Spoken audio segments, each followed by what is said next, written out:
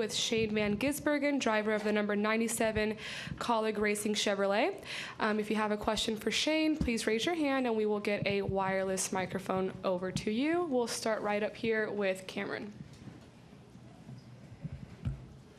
Cameron Richardson, NASCAR.com. Shane, how did your first Superspeedway debrief go, and what can you take from last weekend that will help you for Saturday? Yeah, hey everyone.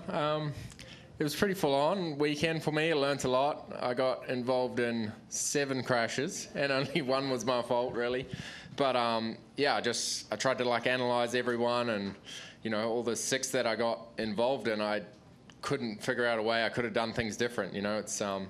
It's just this style of that racing and something I have to accept. You got to run the risk of getting that good result, but you're probably going to get into a crash. And it's an amazing mindset to go racing with, something I've never had to do before. Go into a race thinking, it's 50-50 whether you'll crash or you won't. So it's pretty different.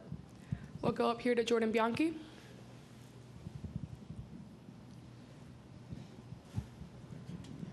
Jordan Bianchi, The Athletic. Going into Daytona, did you have certain ideas of what you thought what it was going to be like, and then did those preconceived notions change at all? Not really. I try never to have any expectations. I did as much study as I could, got a lot of advice from good people, but until you feel when you're out there and, you're going 3 seconds a lap faster when you're in the pack, and when you're the 4th or 5th car, there's just no air, and you're sliding around like crazy. It's like drifting into the corners at 300. Or 180, whatever it is in your language, but it's it's a crazy feeling, and until you feel it, you don't really know. And obviously, Daytona and Atlanta are different, but there are some similarities. So, what did you feel like you learned from Daytona that you could apply this weekend?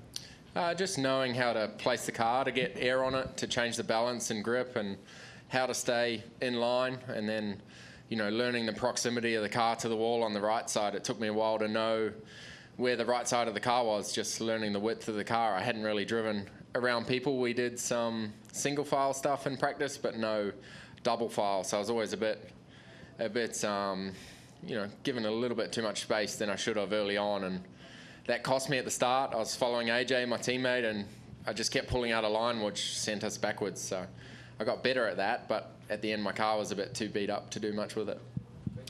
Let's go up to Bob Pockris.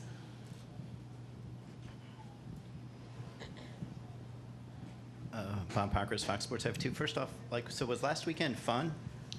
One of the races was, the other wasn't. And have you been keeping up with supercars at all? Have you watched anything yet from Bathurst? Will you, or are you trying to make a clean break from it? No, I watched it. I got a lot of friends, drivers and team people, and I watched practice 1 that was on at a decent hour. And it was a weird feeling.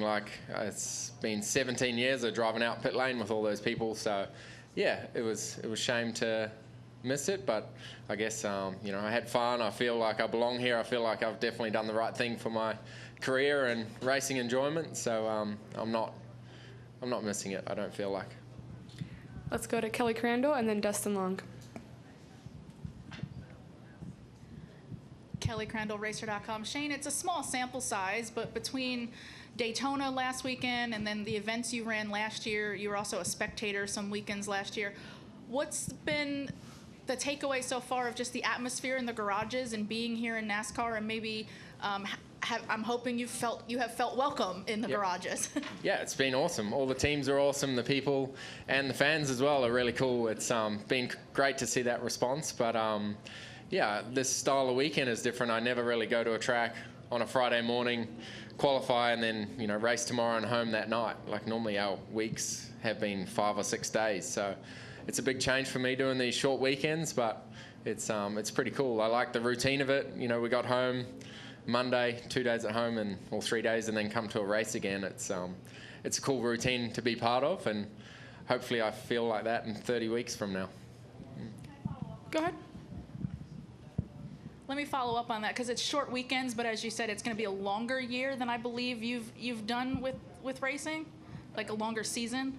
Not really. Our season is longer, but less races. We normally end up finishing in December. Okay, so it's going to be more back-to-back weekends. Yeah, for sure. Have you thought much about that, and just maybe anything you have to do differently to just keep yourself physically and mentally in this every weekend? I don't know. I don't try not to get too deep about it. I love racing, you know, and the routine of it. As soon as, you know, Daytona was over, I was already watching these races on boards, trying to study and trying to get as much as I could from the engineering group at Corlig to prepare me for this. So, yeah, I love racing, so hopefully it shouldn't wear me out, yeah. Let's go to Dustin Long. Dustin Long, NBC Sports. Shane, you mentioned being involved in 7 crashes last weekend. Normally for you, is that the equivalent of a season's worth or 2 seasons worth from what you, I mean, give me a sense of how long it would take for you to be involved in 7 crashes in a normal year for you? I think I had 2 or 3 last year. Like, it's crazy. And then our cars last year especially were just made out of glass. Like, I thought my race was over. Especially in Xfinity, I got out at the end, and I expected it to be ruined, and it wasn't too bad. You know, the suspension was bent and the fenders were pushed in, but it didn't look as bad as I thought. Like, the cars are so tough here. It's pretty impressive what they can take. And what is that? You mentioned earlier just the different mindset. What is it like to have that mindset, that idea? Because obviously, in what you raced, that was never much of a thought, and it has to be a little bit more of a thought. You see the highlights of some of the big hits, knowing you're going to do that, or that could be, I mean, that could be your situation. How do you shape your mind for something like that? Yeah, not only that, but also the results as well. I think I read a stat somewhere that there's only 5 guys with a top 10 finishing rate of 50% or better. So I used to go to a track, and if you weren't top 3 on a weekend, it's a disaster. So having that results mindset has been a huge switch as well. So being a part of a rookie makes accepting that easier, and I just got to settle in and, you know, shoot for top 15s, then top 10s, try and get some consistency. But yeah, when you look at even the top guys' results last year, they're all over the place week to week. It's yeah, it's very different, you know, different way to approach races. And one last thing is, obviously Daytona 500 is the biggest event for the stock car series. You know, you've somebody coming over, and so there was a new experience. You know, the sport's growing, trying to reach more international superstars to potentially come over for the Daytona 500. How do you talk to anybody that would be of interest in it? Because I'm sure that their first thought would be, why do I want to race in this? Because I got a 50% chance of crashing. How might you talk somebody through, you know, another international superstar like yourself? Yeah, I don't know if I'd tell them to come and do that event for the first one, but it was definitely a cool experience for me to be a spectator, and, you know, the pre-race show, seeing the stands full on a Monday as well. Like, it was pretty awesome to be a part of and to watch. But yeah, as an outsider to come in and just jump straight into that race, it would be super difficult to perform well, you know, compared to like the street circuit was for me. So yeah, I don't know if I'd advise someone to come and do that for their one-off. Let's go to Chris Knight. Chris Knight, catchfence.com. Shane, I know that you only got 4 good laps in during the ARCA race on was that Friday night? Yep. So will you return to the series, and is it a possibility that we could see you do triple duty at Talladega to get some more drafting experience? I got my license now, so hopefully not. So you don't have any other ARCA races on your schedule? I don't know, like the car was fun and the team was fun, but when the race started, like, I'd never done, you know, gone too wide before, and my spotter was awesome, and he was pushing me more than I wanted to start with, but it was good. We needed to clear some people, so the first lap I was 3 wide on the tri-oval, shitting myself, and then I got around 1 and 2 and cleared everyone, and man, that was awesome. And then I just seen everyone swapping lanes, and I was too far ahead. Like, I think we already got into the top 20, so I couldn't really get out at that point. And then, yeah, it was just mayhem. The rest of the race, just lapping, I just stayed well off the back of the pack and still got involved in stuff. It was carnage, but ticked it off. We'll go to Deb Williams and then Lee Spencer. Deb Williams, Auto Week. You mentioned about having to adjust to racing around the cars. You did a lot of work on the sim. So what was the big difference that you noticed from what you worked with the sim to actual race? Well, just on sim, you don't really do the Superspeedway stuff, but just feeling what the air does to cars, and that's, unfortunately, I spun a guy out.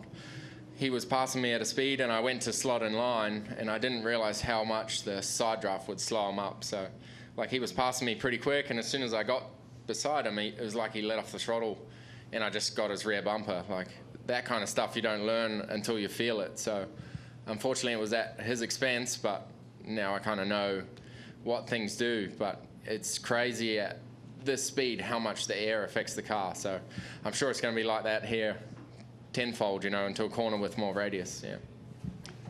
Lee Spencer. After your comment earlier to Chris, you might want to look into a Depends sponsorship. I'm just thinking. What's that? A Depends sponsorship. They're adult diapers. But anyway, just kind of curious, have you found that your fan base from New Zealand and perhaps Australia have followed you over here at all? Yeah, it's been pretty cool seeing how excited everyone was for it, and it became available on TV now in New Zealand, so it was cool, everyone watching that, and yeah, like the interest has been pretty surprising, and pretty cool feeling actually to have so many people follow me over, and all the news sites over there following each race. It's it's really cool to see. And what have you found to do for fun? Because I mean, New Zealand has incredible golf courses and beaches and climbing, hiking, all kinds of different things. What are you doing here to kind of relax, have fun? Not much. It's been mainly just all racing stuff, but yeah, found a few good woods trails to run around with the dog and girlfriend, stuff like that. It's been pretty cool. It's a nice area where we are in Mooresville, pretty relaxed and close to everything, which is good. So I've been enjoying it so far. Are there any final questions for Shane? We'll go back up to Bob Pockris.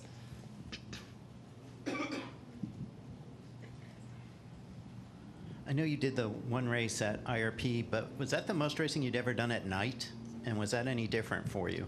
No, I've done the Rolex and Le Mans 24 before, so done a fair bit of racing at night, but I'd never started one like last Friday at 11 or whatever that was. Yeah. All right, thanks for the time and good luck this weekend. Thank you.